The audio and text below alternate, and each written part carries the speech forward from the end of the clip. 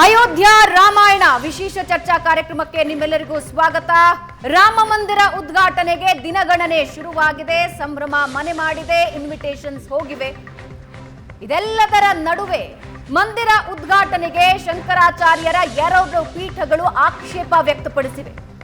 ಉದ್ಘಾಟನೆಯ ಕಾರ್ಯಕ್ರಮದ ದಿನ ನಾವು ಅಲ್ಲಿ ಇರೋದಿಲ್ಲ ಅಂತ ಹೇಳಿವೆ. ಕಾರ್ಯಕ್ರಮದಿಂದ ಹಿಂದೆ ಸರಿದಿವೆ 2 ಪೀಠಗಳು. ಉತ್ತರಾಖಂಡದ ಜ್ಯೋತಿರ್ಮಠ, ಪುರಿಯ ಗೋವರ್ಧನ ಮಠ ಉದ್ಘಾಟನೆಯಿಂದ ನಾವು ದೂರ ಉಳಿತೀವಿ ಅಂತ ಹೇಳಿದ್ದಾರೆ. ಹಾಗಾದ್ರೆ ದೂರ ಉಳಿಯೋದಕ್ಕೆ ಕಾರಣವಾದ್ರೂ ಏನು?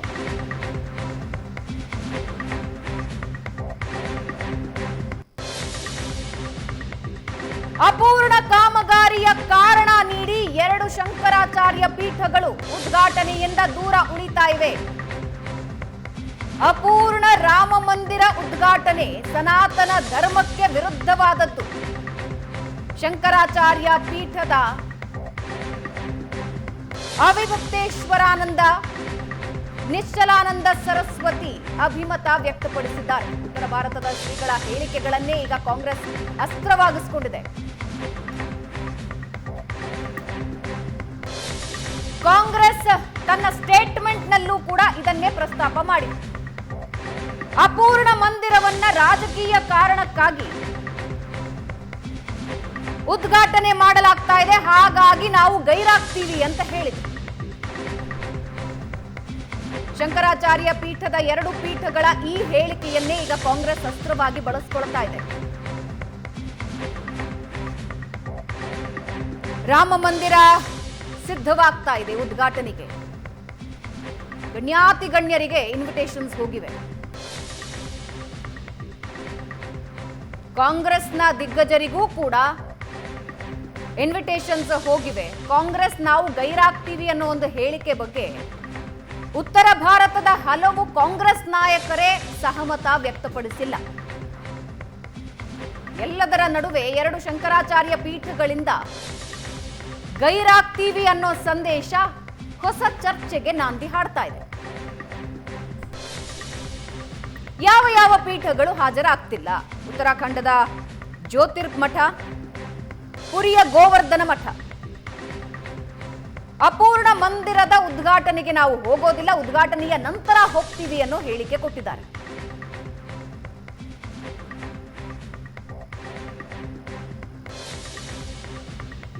ಹಾಗಾದ್ರೆ ನಿಜವಾಗಿಯೂ ಅಪೂರ್ಣ ಮಂದಿರವಾ?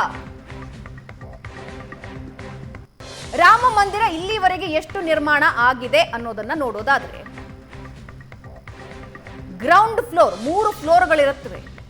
ಅದರಲ್ಲಿ ಗ್ರೌಂಡ್ ಫ್ಲೋರ್ ರಾಮಲಲ್ಲ, ಬಾಲರಾಮನ ಮೂರ್ತಿಯ ಪ್ರತಿಷ್ಠಾಪನೆಯಾಗಬೇಕಾಗಿರೋ ಗರ್ಭಗುಡಿ ಸಿದ್ಧವಾಗಿದೆ. 5 ಮಂಟಪಗಳು ರೆಡಿಯಾಗಿವೆ.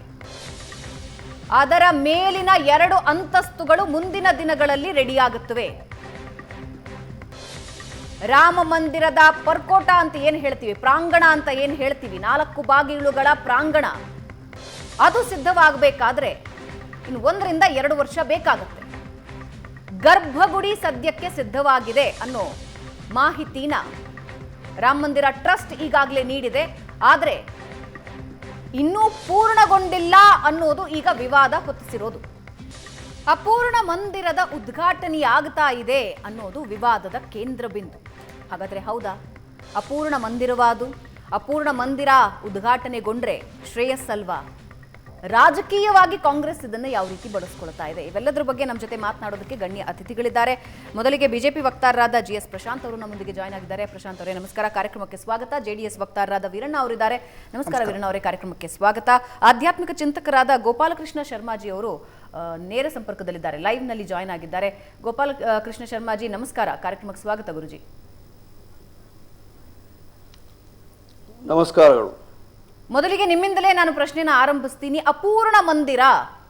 ಅಪೂರ್ಣ ಮಂದಿರದಲ್ಲಿ ಪ್ರಾಣ ಪ್ರತಿಷ್ಠಾಪನೆ ಧರ್ಮಕ್ಕೆ ವಿರುದ್ಧವಾದದ್ದು ಅಂತ ಶಂಕರಾಚಾರ್ಯರ 2 ಪೀಠದ ಪೀಠಾಧಿಪತಿಗಳು ಹೇಳ್ತಾ ಇದ್ದಾರೆ. ನಿಮ್ಮ ಮೊದಲ ಪ್ರತಿಕ್ರಿಯೆ ಇದಕ್ಕೆ?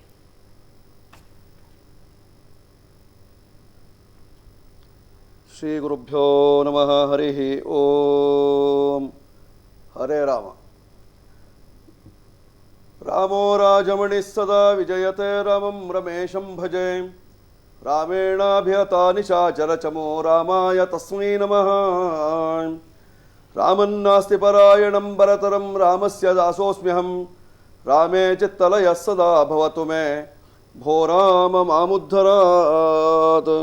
ಶ್ರೀರಾಮಾಯ ನಮಃ.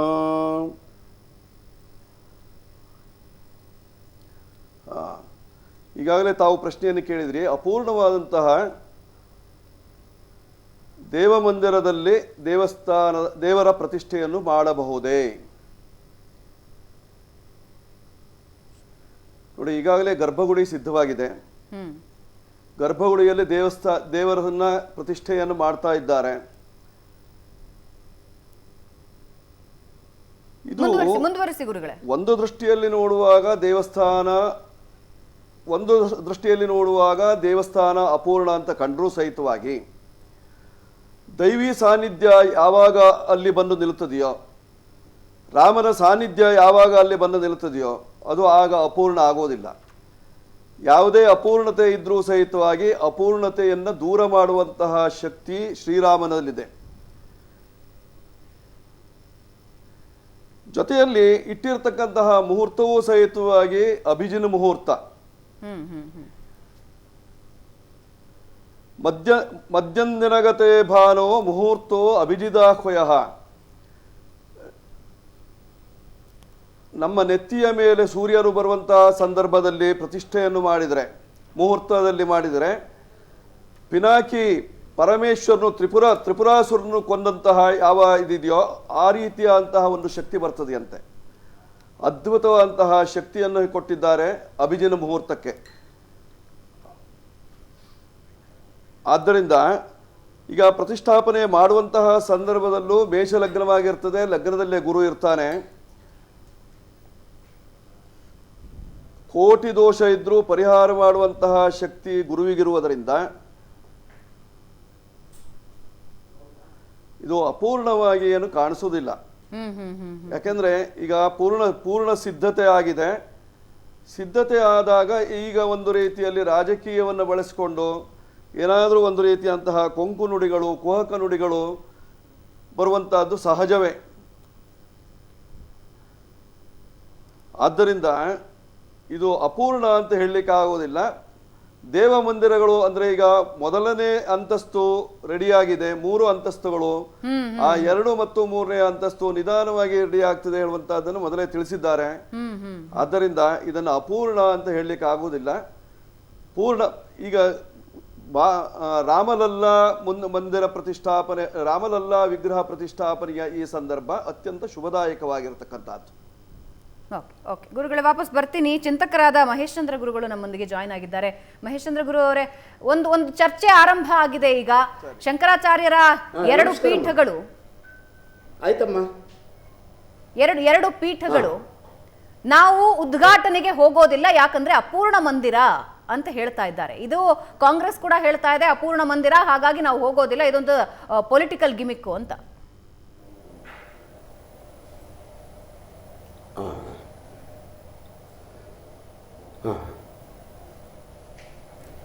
ಮಧುಸೂದನ್ ಕೇಳಿಸ್ತಾ ನೋಡಪ್ಪ. ಮಹೇಶ್ ಚಂದ್ರ ಗುರುಗಳೇ, ನನ್ನ ಧ್ವನಿ ಕೇಳ್ತಿದ್ಯಾ ನಿಮಗೆ? ಕೇಳಿಸ್ತಾ ಇಲ್ಲ ನನಗೆ. ವಾಪಸ್ ಬರ್ತೀನಿ, ಚರ್ಚೆ ಮುಂದುವರಿಸ್ತೀನಿ ನಿಮ್ಮ ಜೊತೆ. ಟೆಕ್ನಿಕಲ್ ಇಶ್ಯೂ ಇದೆ ಮಹೇಶ್ ಚಂದ್ರ ಗುರುಗಳೇ, ವಾಪಸ್ ನಿಮ್ಮ ಜೊತೆಗೆ ಚರ್ಚೆ ನಡೆಸ್ತೀನಿ. ಪ್ರಶಾಂತ್ ಅವರೇ, ಅಪೂರ್ಣ ಮಂದಿರದ ಉದ್ಘಾಟನೆ ಆಗ್ತಾ ಇದೆ, ಅದು ಧರ್ಮ ಪ್ರಕಾರ ಅಲ್ಲ ಅನ್ನೋದು ಶಂಕರಾಚಾರ್ಯರ 2 ಪೀಠದ ಮುಖ್ಯಸ್ಥರು ಮಾತಾಡಿದ್ದನ್ನು ನೀವು ಕೇಳಿಸ್ಕೊಂಡ್ರಿ. 2 ಪೀಠದ ಪೀಠಾಧಿಪತಿಗಳು ಅವರ ಭಾವನೆಗಳನ್ನು ಹೇಳಿದ್ದಾರೆ. ಅದು ಎಲ್ಲ ಪೀಠಾಧಿಪತಿಗಳು ಆ ಮಾತುಗಳನ್ನು ಹೇಳಿಲ್ಲ. ಈಗ ಭಾರತದಲ್ಲಿರೋ ಎಷ್ಟು ಮಠಗಳಿದೆ, ಅದರಲ್ಲಿ ಎಷ್ಟು ಪೀಠಾಧೀಶರಿದ್ದಾರೆ, ಅದರಲ್ಲಿ ಈ 2 ಪೀಠಗಳು, ಅವ್ರ ಮೇಲೆ ನಮ್ಗೆ ಅಪಾರವಾದ ಗೌರವ ಇದೆ. ಅವ್ರ ಮಾತುಗಳಿಗೆ ಎಷ್ಟು ತೂಕ ಕೊಡಬೇಕೋ ಅಷ್ಟು ಖಂಡಿತ ತೂಕ ಕೊಡೋಣ. ಆದರೆ ಇದು ಈ ಹೇಳಿಕೆಯನ್ನು ಕೊಟ್ಟಾಗ ಧರ್ಮಗುರುಗಳಲ್ಲೇ ಒಂದು ಸಂಕಟ ಇದೆ. ಈಗ ಏನು ಇದು ಅಪೂರ್ಣನಾ, ಪೂರ್ಣವಲ್ಲವಾ, ಯಾವ ಥರ ನಡೀತಾ ಇದೆ ಅಂತ. ಆ್ಯಂಡ್ ಈ ಗುರುಗಳು ಹೇಳ್ದಂಗೆ ಒಂದು ಪ್ರಾಣ ಪ್ರತಿಷ್ಠಾಪನೆ ಆದಾಗ ಅಲ್ಲಿ ಯಾವುದೇ ಒಂಥರ ಅಡ್ಡಿ ಅಡ್ಡಂಕಗಳಿದ್ರೂ ಅದು ಆಟೋಮೆಟಿಕಾಗಿ ಸರಿ ಹೋಗುತ್ತೆ. ಭಗವಂತನ ಪ್ರತಿಷ್ಠಾಪನೆ ಮಾಡಿದ ತಕ್ಷಣ ಅದಕ್ಕೆ ಎಷ್ಟು ಶಕ್ತಿ ಬರುತ್ತೆ ಅಂತ ಹೇಳಿದ್ರೆ, ನಿಮಗೆ ಯಾವುದೇ ಒಂದು ದುಷ್ಟಶಕ್ತಿ ಅಲ್ಲಿ ಇದ್ರೂ ಅದು ಹೊಟ್ಟೋಗುತ್ತೆ. ಸೊ ಹಾಗಾಗಿ ನಾನು ಧರ್ಮದ ಬಗ್ಗೆ ಜಾಸ್ತಿ ಮಾತಾಡ್ತಾ ಇಲ್ಲ. ಯಾಕಂದರೆ ಗುರುಗಳು ಹೇಳಿದ್ದಾರೆ, ಆ್ಯಂಡ್ ಬೇರೆ ಬೇರೆ ಪೀಠಾಧಿಪತಿಗಳಲ್ಲಿ ಸ್ವಲ್ಪ ಭೇದ ಭಾವಗಳಿದ್ದಾಗ ಅದು ಅವರವರ ಅಭಿಪ್ರಾಯ ಅವ್ರಿಗಿರುತ್ತೆ. ಈಗ ಶೃಂಗೇರಿ ಮಠದವರು ಕ್ಲೀನಾಗಿ ಒಂದು ಲೆಟರ್ ಕೊಟ್ಟಿದ್ದಾರೆ, ಸೇಯಿಂಗ್ ನಾವು ಯಾವುದೇ ರಾಮ ಮಂದಿರಕ್ಕೆ ವಿರುದ್ಧವಲ್ಲ, ಇದು ನಮ್ಮ ಹೆಸರಲ್ಲಿ ಅಪಪ್ರಚಾರ ನಡೀತಾ ಇದೆ, ಇದು 500 ವರ್ಷಗಳಿಂದ ಕಾದು ನೋಡಿರುವ ದಿನ, ಇದು ಒಳ್ಳೆಯ ದಿನ, ಶುಭವಾಗಲಿ ಅಂತ ಅವರು ಹಾರೈಸಿದ್ದಾರೆ. ಅವರು ಖಂಡಿತ ದರ್ಶನಕ್ಕೂ ಬರ್ತೀವಿ ಅಂತ ಹೇಳಿದ್ದಾರೆ. ಇವಾಗ ನೀವು ಉತ್ತರಾಖಂಡ್ ಸ್ವಾಮೀಜಿಯವರು ಹೇಳಿದ್ದು, ಪೀಠಾಧಿಪತಿ ಹೇಳಿದ್ದು ನೋಡಿದ್ರೆ ಅಸ್ಪೃಶ್ಯತೆ ಬಗ್ಗೆ ಸ್ವಲ್ಪ ಮಾತಾಡಿದ್ರು. ಸೊ ಈ ದಿನಗಳಲ್ಲಿ ಇವಾಗ ಎಷ್ಟೊಂದು ಕಡೆ ನಾವು ಅಸ್ಪೃಶ್ಯತೆ ತೆಗೀಬೇಕು, ಎಲ್ಲರಿಗೂ ಒಂದು ಅವಕಾಶ ಕೊಡಬೇಕು ಅಂತ ಬರ್ತಿರೋ ಕಾಲಗಳಲ್ಲಿ ಕೆಲವು ಮಾನದಂಡಗಳು ಚೇಂಜ್ ಆಗುತ್ತೆ. 300 ವರ್ಷಗಳ ಕೆಳಗೆ ಹೇಗಿತ್ತು ಮಾನದಂಡಗಳು, ಇವತ್ತಿಗೆ ಯಾವ ಥರ ಇದೆ, ಇವತ್ತಿಗೆ ಯಾವ ಥರ ನೀವು ಸನಾತನ ಧರ್ಮದಲ್ಲಿ ನೋಡಿದ್ರು, ಸನಾತನ ಧರ್ಮದಲ್ಲಿ ಯಾವತ್ತೇ ಆದ್ರೂ ಈ ವರ್ಣಗಳು ಅಂತ ಏನು ಬಂದಿತ್ತಲ್ಲ, ಈ ಕ್ಯಾಸ್ಟ್ ಅಂತ ನಾವು ಏನು ಹೇಳ್ತಾ ಇದ್ದೀವಿ, ಅದೆಲ್ಲ ಸನಾತನ ಧರ್ಮದಲ್ಲಿ ಇದ್ದಿದ್ದು. ಸನಾತನ ಧರ್ಮದಲ್ಲಿ ಇದ್ದಿದ್ದು ನಾಲೆಜ್ ಇಂದ ಯೂಸ್ ಮಾಡೋವನು ಬ್ರಾಹ್ಮಣ, ಯುದ್ಧ ಮಾಡಿ ಇವನ್ನ ಕಾಪಾಡೋವನು ಕ್ಷತ್ರಿಯ, ಈ ಬಿಸ್ನೆಸ್ ಎಲ್ಲ ವ್ಯವಹಾರಗಳು ಮಾಡೋರು ವೈಶ್ಯರಿಗೆ ಬರ್ತಾರೆ. ಆಮೇಲೆ ಕಷ್ಟ ಬದ್ದು 3 ಜನಕ್ಕೂ ಏನು ಇದು ಮಾಡ್ತಾರಲ್ಲ ಅವ್ರಿಗೆ what you say as service, ಅವರು ಶೂದ್ರರು ಅಂತ ಕರೆಯೋರು. ಸನಾತನ ಧರ್ಮದಲ್ಲಿ ಹೇಳಿದ್ದಾರೆ, ಒಬ್ಬ ಶೂದ್ರ ಅಂತ ಯಾರನ್ನ ಕರಿತಿದ್ವೋ ಅವನು ವೇದ ಪಾರಂಗತ ಮಾಡಿದ್ಮೇಲೆ, ಅವನು ವೇದ ಕಲ್ತ್ಕೊಂಡ್ರೆ ಅವನನ್ನು ಬ್ರಾಹ್ಮಣ ಅಂತ ಕರಿತೀವಿ ಅಲ್ಲಿ ಅಂತ. ಅದೇ ಕೆಲಸವಾಗಿ ಒಬ್ಬ ಬ್ರಾಹ್ಮಣ ಅವನು ಮಾಡಬೇಕಾದ ಕೆಲಸ ಮಾಡಲ್ಲ ಅಂತ ಹೇಳಿದಾಗ ಅವನು ಬ್ರಾಹ್ಮಣ ಅಂತ ಕರೀಲ್ಲ ಸನಾತನ ಧರ್ಮ ಪ್ರಕಾರ. ಸೊ ಹಾಗಾಗಿ ಇವತ್ತು ಈ ಕುಲಗಳು ಮತಗಳು ಬಂದು ಚೇಂಜ್ ಆಗಿ ಬ್ರಾಹ್ಮಣ, ಕ್ಷತ್ರಿಯ, ವೈಶ್ಯ, ಶೂದ್ರ ಬೇರೆ ಯಾವ ಥರ ಮೀನಿಂಗ್ ಕೊಡ್ತಾ ಇದ್ರು, ಸನಾತನ ಧರ್ಮದಲ್ಲಿ ಆ ಥರ ಇಲ್ಲ. ಓಕೆ ಚಿಂತಕರಾದ ಮಹೇಶ್ ಚಂದ್ರ ಗುರುಗಳು ಮತ್ತೊಂದು ಸಲ ನಮ್ಮನ್ನ ಜಾಯ್ನ್ ಆಗಿದ್ದಾರೆ. ಗುರುಗಳೇ, ನನ್ನ ಧ್ವನಿ ಕೇಳಿಸ್ತಿದೆಯಾ? ಕೇಳಿಸ್ತದಮ್ಮ. ಉದ್ಘಾಟನೆಗೆ ಸಿದ್ಧತೆಗಳು ನಡೆದಿವೆ. ಶಂಕರಾಚಾರ್ಯರ 2 ಪೀಠಗಳು ಮಂದಿರ ಅಪೂರ್ಣವಾಗಿದೆ, ಹಾಗಾಗಿ ನಾವು ಬರೋದಿಲ್ಲ, ಅದು ಧರ್ಮಕ್ಕೆ ತಕ್ಕದ್ದಲ್ಲ ಅಂತ ಹೇಳ್ತಿದ್ದಾರೆ.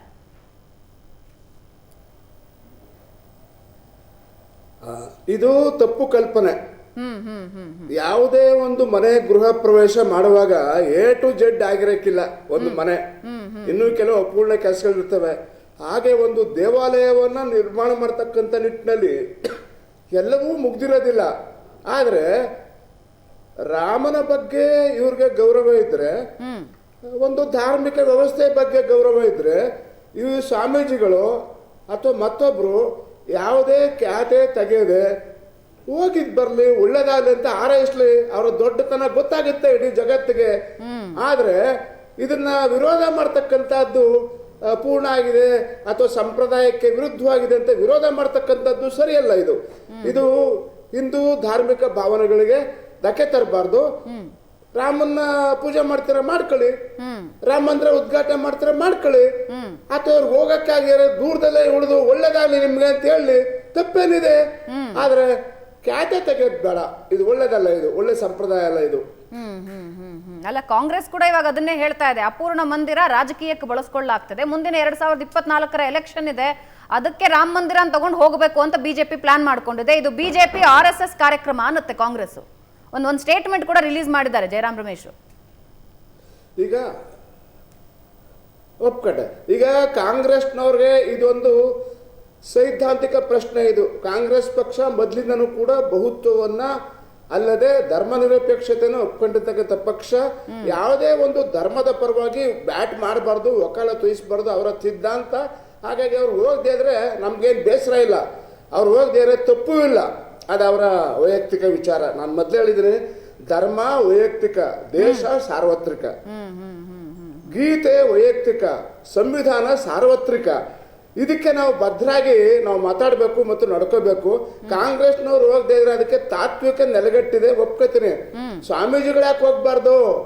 ಅದು ಹಿಂದೂ ಧರ್ಮದ ಸ್ವಾಮೀಜಿಗಳು ಅಪೂರ್ಣ ಅಂತ ಖ್ಯಾತೆ ತೆಗಿಬಾರ್ದು. ಇದು ಒಳ್ಳೆ ಬೆಳವಣಿಗೆ ಅಲ್ಲ, ಒಳ್ಳೇದಲ್ಲ ಅಂತ ಹಾರೈಸಿ ನೀವೇ ದೊಡ್ಡವ್ರು ಆಗ್ತೀರಿ. ಎಲ್ಲಾ ಧರ್ಮ ಇರೋದೇ ಸಕಲರ ಶ್ರೇಯಸ್ಸಿಗಾಗಿ ಪ್ರಾರ್ಥಿಸೋದಕ್ಕೆ, ಕೆಲಸ ಮಾಡೋದಕ್ಕೆ, ಎಲ್ಲ ಒಳ್ಳೇದನ್ನ ಮಾಡಕ್ಕೆ. ಯಾವ ಧರ್ಮನೂ ಕೂಡ ಮನುಷ್ಯ ವಿರೋಧಿ ಧರ್ಮ ಅಲ್ಲ, ಪ್ರಕೃತಿ ವಿರೋಧಿ ಧರ್ಮ ಅಲ್ಲ. ನ್ಯೂನತೆಗಳಿರ್ತವೆ. ಈಗ ಹಿಂದೂ ಧರ್ಮದಲ್ಲಿ ಅಸ್ಪೃಶ್ಯತೆ ಇದೆ. ಸ್ವಾಮಿ ವಿವೇಕಾನಂದರು ಹೇಳಿದ್ರು, ಅಸ್ಪೃಶ್ಯತೆ ಎಲ್ಲಿವರೆಗಿರುತ್ತೋ ಹಿಂದೂ ಧರ್ಮ ಉದ್ಧಾರ ಆಗಲ್ಲ, ಇದು ನಾಶ ಆಗ್ಬಿಡುತ್ತೆ ಅಂತಕ್ಕಂಥ ಎಚ್ಚರಿಕೆನ ಕೊಟ್ಟಿದ್ರು. ಅಸ್ಪೃಶ್ಯತೆ ಆಚರಣೆ ಮಾಡ್ತಕ್ಕಂಥ ಅಧಿಕಾರನ ಇವರು ಕೊಟ್ಟವ್ರು ಯಾರು? ಸಮಾನತೆ ವಿರೋಧಿ ಅಲ್ವೇ ಇದು? ಮಾನವೀಯತೆಗೆ ವಿರೋಧಿ ಅಲ್ವೇ? ಅಸ್ಪೃಶ್ಯತೆ ಅಂತಕ್ಕಂಥ ಕ್ಯಾನ್ಸರು ಹಿಂದೂ ಧರ್ಮನೇ ಕೊಲ್ತದೆ ಅಂತಕ್ಕಂಥದ್ದು ನನ್ನ ಅತ್ಯಂತ ವಿನಯಪೂರ್ವಕವಾದ ಮಂಡನೆ ಇದು. ಹಾಗಾಗಿ ಅಸ್ಪೃಶ್ಯತೆ ಮುಕ್ತವಾದಂತಹ ಭಾರತ ನಮಗೆ ಬೇಕು, ಅಸಮಾನತೆ ಮುಕ್ತವಾದ ಹಿಂದೂ ಧರ್ಮ ನಮಗೆ ಬೇಕು. ರಾಮನನ್ನ ಎಲ್ಲರೂ ಪೂಜಿಸಿ ಅಂತ ನಾನು ಹೇಳೋದಿಲ್ಲ. ರಾಮನನ್ನ ಪೂಜಿಸೋರಿಗೆ ನಮಸ್ಕಾರ ಆಗ್ತೀವಿ ನಾವು, ಪೂಜಿಸ್ತಾ ಇರೋರ್ಗೂ ನಿಮಗೂ ಒಳ್ಳೇದಾಗಲಿ ಅಂತ ಹೇಳ್ತೀವಿ. ಹಾಗಾಗಿ ಇದು ಒಂದು ರಾಷ್ಟ್ರೀಯ ವಿಚಾರ. ಒಂದಂತೂ ಸತ್ಯ, ಬಿಜೆಪಿಯವರು RSSನವರು ರಾಮ ಮಂದಿರವನ್ನು ನಿರ್ಮಾಣ ಮಾಡಿ ತಾವು 24ರ ಚುನಾವಣೆ ಗೆಲ್ಲಬೇಕು ಅಂತಕ್ಕಂಥ ಕಾರ್ಯತಂತ್ರವನ್ನ ರೂಪಿಸಿದ್ದಾರೆ. ಇದು ಇಡೀ ಜಗತ್ಗೆ ಗೊತ್ತಿರೋಂಥ ಸತ್ಯ. ರಾಮ ಮಂದಿರ ನಿರ್ಮಾಣ ಆಗ್ತಾ ಇರೋದು ಚುನಾವಣೆ ಅಜೆಂಡಾದ ಒಂದು ಪ್ರಮುಖ ಭಾಗವಾಗಿ ಅಂತ. ಇದು ಒಳ್ಳೇದಲ್ಲ. ಇಂಥ ಹಿಡನ್ ಅಜೆಂಡಾ ಬೇಡ. ನಮ್ಗೆ ಬೇಕಾಗಿರೋದು ಓಪನ್ ಅಜೆಂಡಾ, ಡೆವಲಪ್ಮೆಂಟ್, ನಾಟ್ ಮಂದಿರ. ನಮ್ಗೆ ಅಭಿವೃದ್ಧಿ ಬೇಕು. ಆ ದೃಷ್ಟಿಯಿಂದ ರಾಮ ಮಂದಿರ ನಿರ್ಮಾಣ ಆಗ್ಲಿ, ಉದ್ಘಾಟನೆ ಆಗ್ಲಿ, ರಾಮನಿಂದ ಯಾರ್ಯಾರು ಒಳ್ಳೇದಾಗಬೇಕು ಆಗ್ಲಿ, ನಾವು ಬೇಡ ಅಂತ ಹೇಳಕ್ಕಿಲ್ಲ. ಅದೊಂದು ಖುಷಿ ವಿಷಯ ಮಹೇಶ್ ಚಂದ್ರ ಗುರುಗಳೇ. ಅಂದ್ರೆ ಅಯೋಧ್ಯೆ ಕಾಣ್ತಾ ಇರೋ ಪ್ರಗತಿ ಇದೆಯಲ್ಲ, ಅದು ಇನ್ನೊಂದು 50 ವರ್ಷ ಬೇಕಿತ್ತೇನೋ ಇಂತಹದ್ದೊಂದು ಪ್ರಗತಿ ಕಾಣೋದಕ್ಕೆ, ದೊಡ್ಡ ದೊಡ್ಡ ರಸ್ತೆಗಳಾಗೋದಕ್ಕೆ, ವಿಮಾನ ನಿಲ್ದಾಣ ಆಗೋದಕ್ಕೆ, ಅಷ್ಟು ದೊಡ್ಡ ರೈಲ್ವೆ ಸ್ಟೇಷನ್ ಬರೋದಕ್ಕೆ.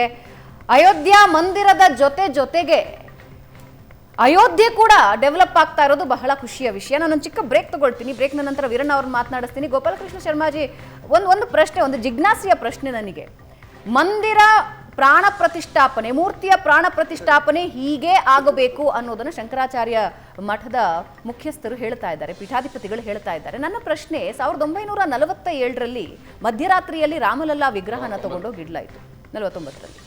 ಆಗಿನಿಂದ ಈಗಿನವರೆಗೆ ಕೋಟ್ಯಾಂತರ ಜನರ ಭಕ್ತಿಯನ್ನ ಆ ಮೂರ್ತಿ ಕಾಣ್ತಾ ಇದೆ, ಕೋಟ್ಯಾಂತರ ಜನರ ಅಸ್ಮಿತೆಯನ್ನ ಕಾಣ್ತಾ ಇದೆ. ಅಲ್ಲಿ ಯಾವ ಧರ್ಮಶಾಸ್ತ್ರ ಮತ್ತು ಮನುಷ್ಯನ ಭಕ್ತಿ ಹೆಂಗೋ ತಾಳೆ ಹಾಕೊಳ್ಳುತ್ತೆ.